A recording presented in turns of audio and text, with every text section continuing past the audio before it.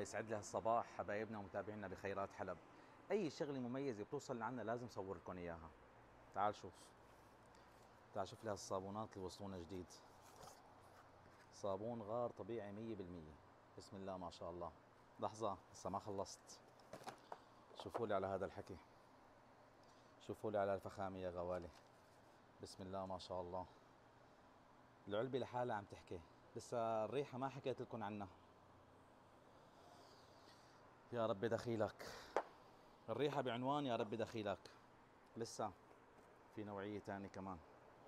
شوفوا لي على هالروايح، بعدة روايح، في بالياسمين، في بالورد، في بالشاي الأخضر، لافندر، أوليفيرا. كمان الريحة، آخ على الريحة آخ. صندوق 6. شوفوا لي على هالصندوق، شوفوا لي على الفخامة.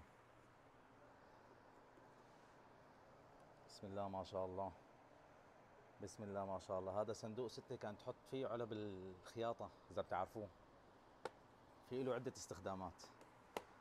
وهذا الصندوق كمان. بسم الله ما شاء الله.